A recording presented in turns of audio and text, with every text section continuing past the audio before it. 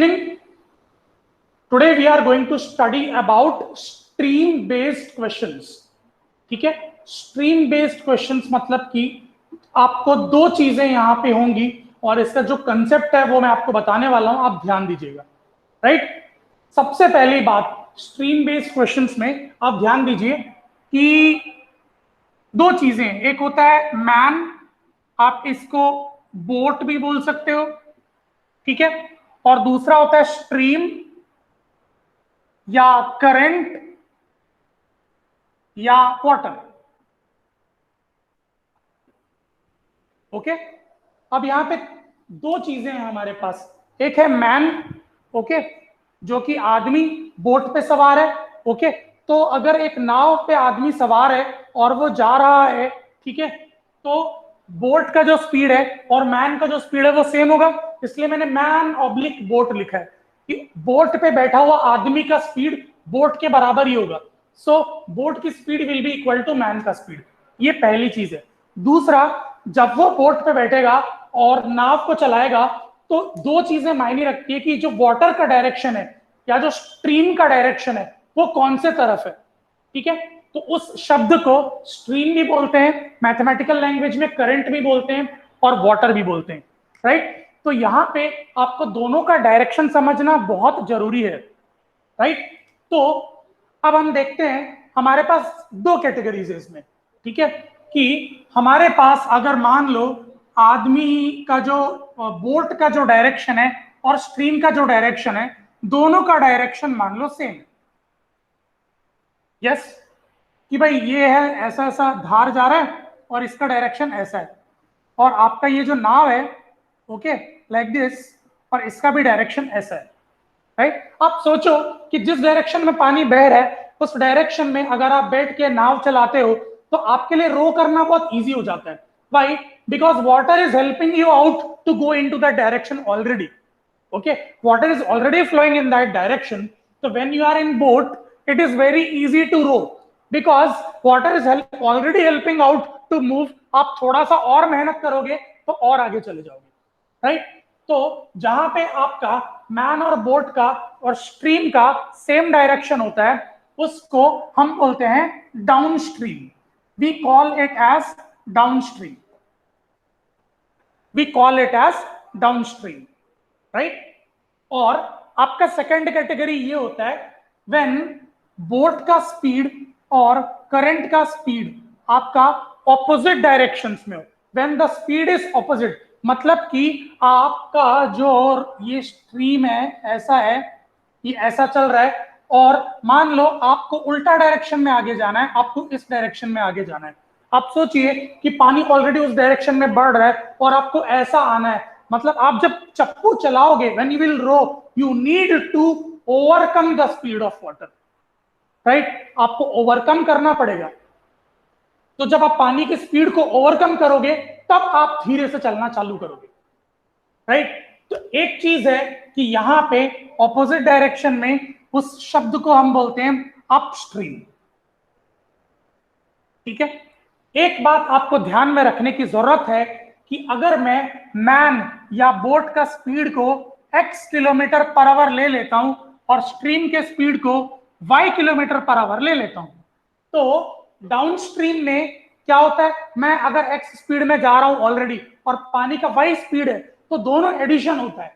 Down stream में माई total speed, net speed will be x plus y kilometre per our.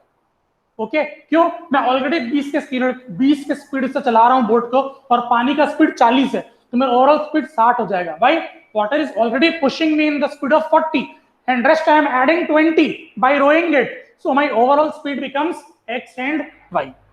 Now in the opposite direction अगर हम बात करें, सबसे पहली बात इंपॉर्टेंटली ये है कि स्ट्रीम का जो भी आपका स्पीड है, मैन या बोट का स्पीड स्ट्रीम के स्पीड से ज्यादा होना चाहिए। सबसे पहली बात, अगर स्ट्रीम का स्पीड ज्यादा है, मैन का स्पीड कम है, तो मैन तो बह जाएगा, सीधी बात है।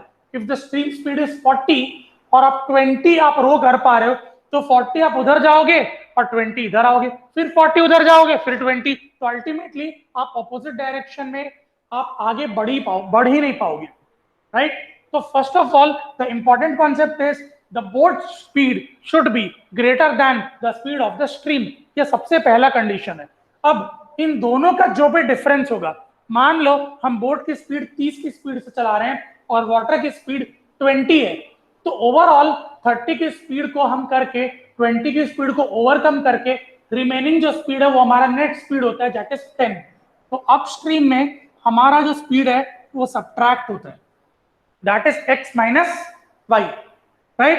तो आपको ये दो चीज याद रखना पड़ेगा कि डाउनस्ट्रीम मतलब क्या है, सेम डायरेक्शन वेयर बोट की स्पीड x, स्ट्रीम की स्पीड y, तो total speed x plus y. और अपस्ट्रीम मतलब ऑपोजिट डायरेक्शन वेयर आपका बोट का स्पीड x, स्ट्रीम का speed y and net speed is x minus y. Okay, इसको आप एक बार नोट कर लीजिए तुरंत। एक क्वेश्चन देखो, मैं तुमको बताता हूं कि कुछ क्वेश्चन को क्या ऐसे, इसमें क्वेश्चंस किस टाइप के आएंगे। आप एक क्वेश्चन ले लेते हैं, एक तो आपके टेक्स्ट बुक में क्वेश्चन है ये वाला, ये देखिए, Ritu can row down stream 20 kilometre in 2 hours. क्या बोल रहा है, Ritu can row down stream, ये रितु है, down stream 20 kilometre 2 hours. Okay fine, and upstream 4 kilometre in 2 hours.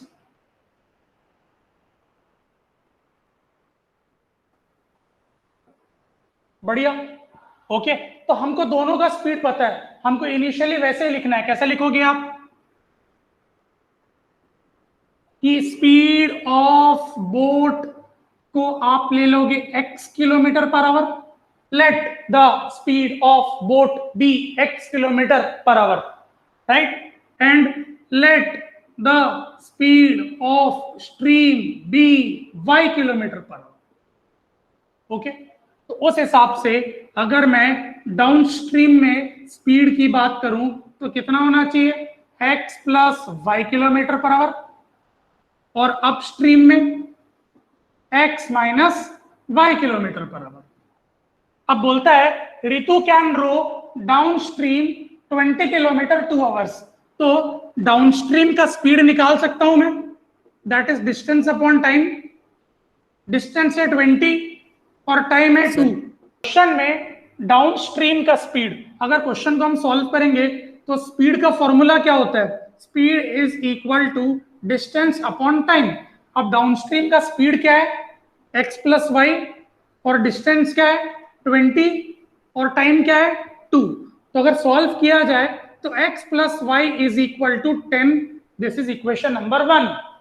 Okay, और अपस्ट्रीम का अगर स्पीड देखा जाए, अगर मैं अपस्ट्रीम की बात करूं, अगेन स्पीड होगा x minus y is equal to 4/2 यानी कि 2। ठीक है, तो x minus y equal to 2 आपका हो जाएगा सेकेंड इक्वेशन, राइट। इस तरीके से आप देखोगे कि आपके दो इक्वेशंस मिल गए, x plus y equal to 10 and x minus y is equal to 2।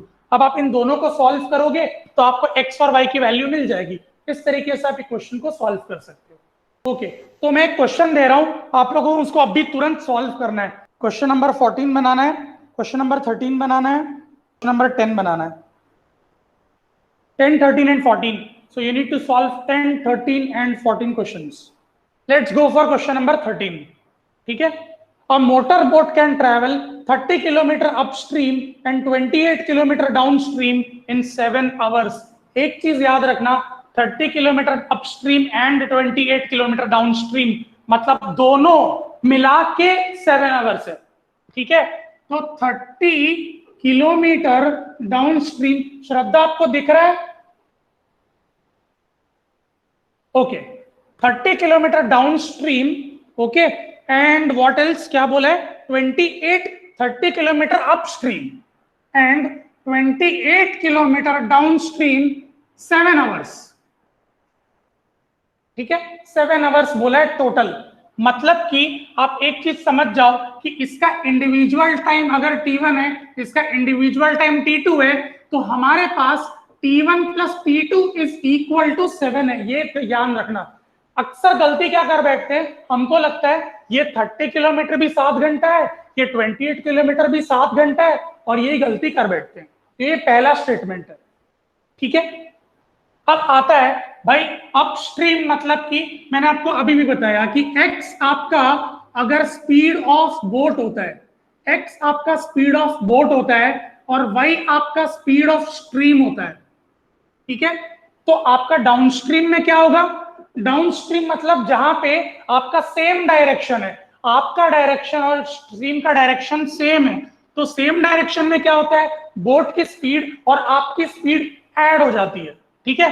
तो डाउनस्ट्रीम में आपका जो स्पीड होगा x प्लस वाई होगा। वेयर एज अगर हम अपस्ट्रीम की बात करते हैं तो अपस्ट्रीम में आपका डायरेक्शन डिफरेंट होगा, ऑपोजिट होगा, तो इसका स्पीड होना चाहिए दोनों का सब्ट्रैक्शन, यानी कि x माइनस वाई, ठीक है। तो अगर इक्वेशन में बनाऊं, इक्वेशन बनेगा t1 plus t2 is equal to 7। अब भाई पहला वाला टाइम मतलब क्या है, डिस्टेंस बाय स्पीड, डिस्टेंस क्या है 30 और स्पीड क्या है अपस्ट्रीम का x माइनस वाई, तो 30 divided by x minus y plus उसके बाद आता है t2, t2 मतलब क्या है डाउनस्ट्रीम, ओके। डाउनस्ट्रीम का डिस्टेंस है 28 और स्पीड है x plus y is equal to 7। ये हो गया अपना इक्वेशन नंबर 1, ये हो गया अपना इक्वेशन नंबर 1, ठीक है।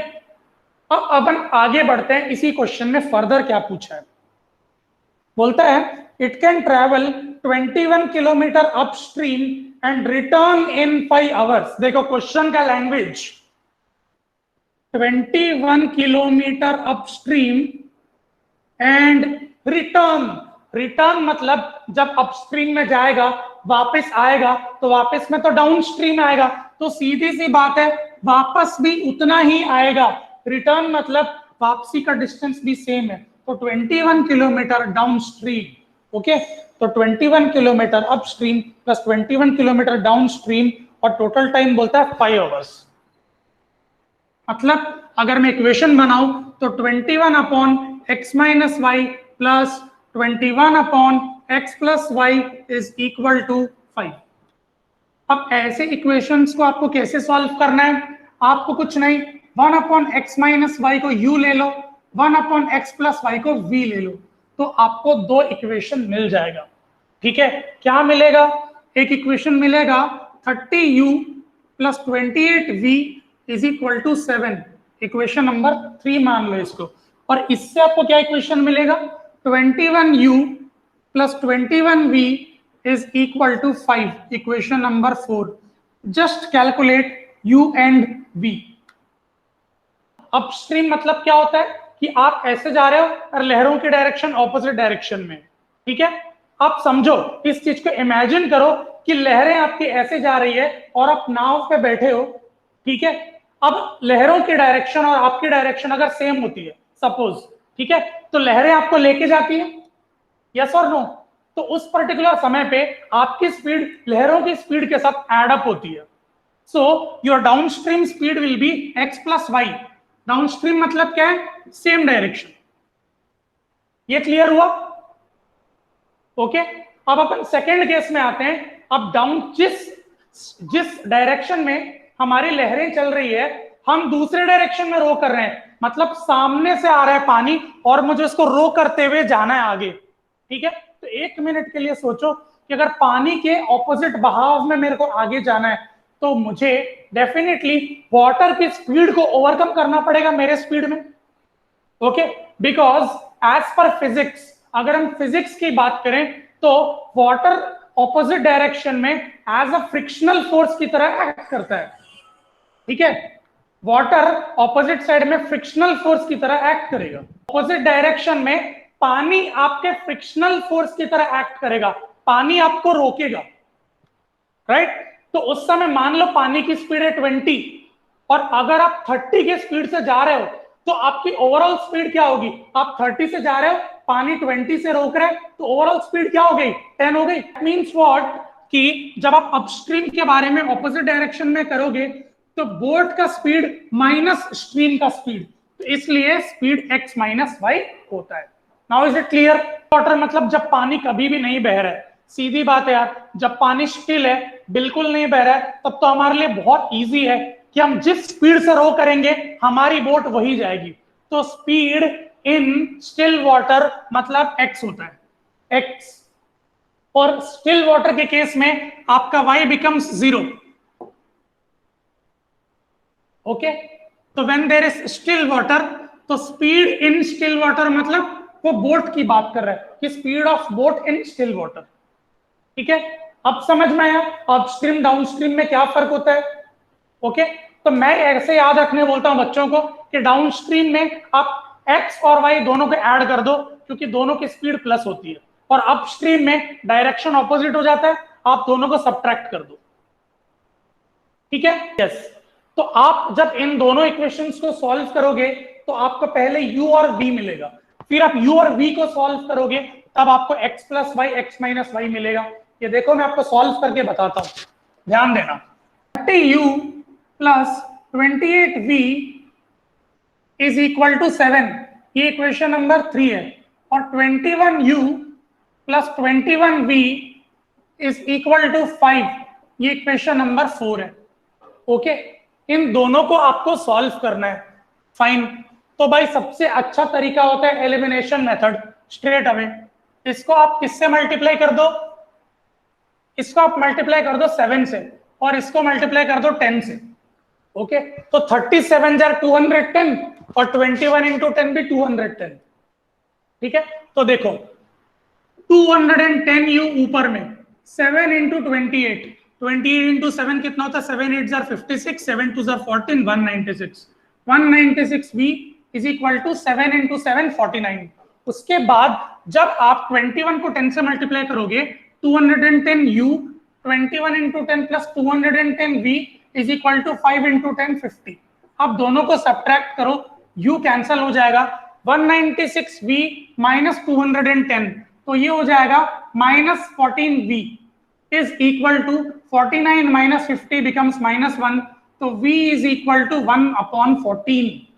ओके, तो v की वैल्यू क्या मिल गई? 1/14। अब कोई भी इक्वेशन में उसको पुट करते हैं। ओके, तो 30u प्लस 28 इंटू वी बोल रहा है, 28 into v is equal to 7, 14 1 जार 14 2 जार। ओके, तो 30u is equal to 7 minus 2 that is 5, u is equal to 5/30 that is u is equal to 1/6। तो मुझे u की वैल्यू मिल गई 1/6, v की वैल्यू मिल गई 1/14। अब एज पर क्वेश्चन मेरा 1/x minus y is equal to मेरा u है, दैट इज 1/6। तो इससे x माइनस वाई की वैल्यू 6 आ गई, इक्वेशन नंबर 5। और एज पर क्वेश्चन डाउनस्ट्रीम का 1/x प्लस वाई जो है that is equal to v, यानी कि 1/14। तो x plus y is equal to 14 हो जाएगा, इक्वेशन नंबर 6। आप इन दोनों इक्वेशन को सॉल्व करो, x plus y is equal to 14, x minus y is equal to 6, दोनों को सब्ट्रैक्ट करो तो ये 2y इज इक्वल टू 8 हो जाएगा, y इज इक्वल टू 4। अब x plus y is equal to 14 है, जिसमें ऑलरेडी y 4 है, तो x की वैल्यू होनी चाहिए 10। तो speed of boat is equal to 10 and speed of stream is equal to 4 is the right answer. ये आया हुआ है सीबीएसई में आपका। आप सोच लीजिए कि एक क्वेश्चन को आप जितना बेहतर तरीके से समझते हैं उतना आपका इंप्रूव होता है। इसलिए मैं बोलता हूं जब भी फिजिक्स टीचर पढ़ाए उसको बहुत अच्छे से समझो। जिसका फिजिक्स अच्छा होता है उसका मैथ्स पक्का अच्छा होता है, ये याद रख लेना आप लोग एक बात में। इसलिए मैं बोलता हूं जस्ट थिंक, फिजिक्स में सिर्फ सोचना है आपको, you just need to imagine the things well. आप प्रॉपरली इमेजिन कर पाए तो सब कुछ सही, इमेजिन अगर गलत कर लिए तो पूरा गलत। ठीक है, तो इस तरीके से स्ट्रीम का क्वेश्चन बनते हैं। ठीक है, तो इस क्वेश्चन नंबर 10 है आपका, उस क्वेश्चन नंबर 10 को आप सॉल्व करिए, वो भी आपका स्ट्रीम वाला क्वेश्चन है, राइट। इसके बाद और 2-3 क्वेश्चंस हैं हमारे जिसको हमको करना है। ठीक है, हालांकि मैं इस साल बिल्कुल भी बोर्ड एग्जाम को लेकर रिस्क नहीं लेना चाहता, तो मैं सारे टाइप के क्वेश्चंस आपको करवा देना चाहता हूं। क्लियर? तो इसके बाद हमारे 2 टाइप और बचते हैं, तो हो सकता है कि एक क्लास और लग जाए।